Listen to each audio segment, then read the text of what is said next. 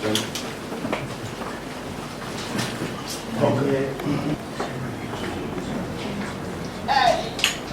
will be conducted early, and everybody early.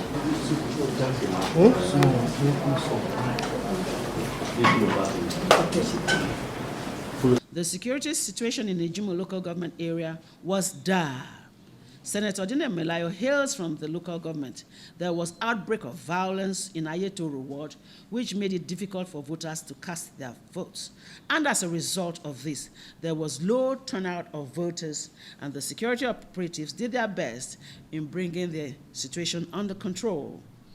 They voted in favor of the APC candidate in the person of Alhaji Usman Ododo.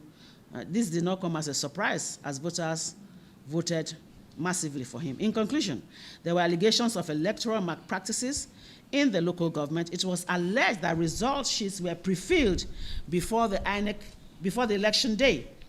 The incident was thoroughly investigated by INEC, and generally the elections were peaceful in Cotton Cafe local government area of KOGI State. In Lokoja local government area, ADC polled 758 votes, APC 19,105, PDP 4,028, and SDP 10,380. A good number of security operatives were deployed to Lokoja, being the capital of the state. But despite that number of security personnel deployed to Lokoja, there was electoral violence. Political thugs made attempts to scuttle the process. 2 persons were killed by stray bullets at the Adankolo polling units in Lokoja. And this happened when some hoodlums tried to snatch ballot boxes at the polling unit. Now, this really infuriated the youths who embarked on a massive protest. Massive protest.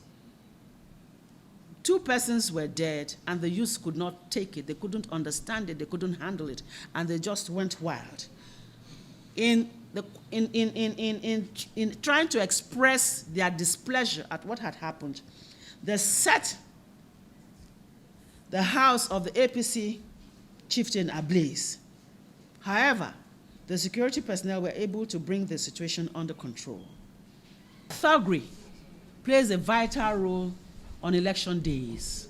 And I think that, it's a collective, it should be our collective business to make these children or the youth to know that they don't have to engage.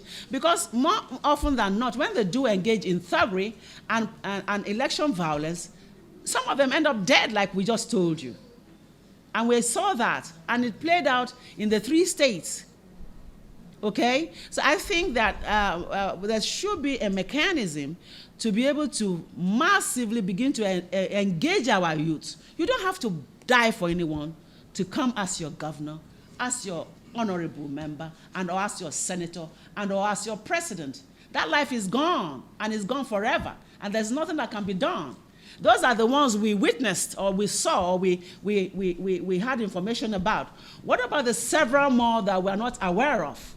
And this is ongoing from election circle to election circle. So our collective observation, and we're trying to say that there's so much that can be done to check the menace of election violence, particularly when people lose their lives, not just people, youths of this country.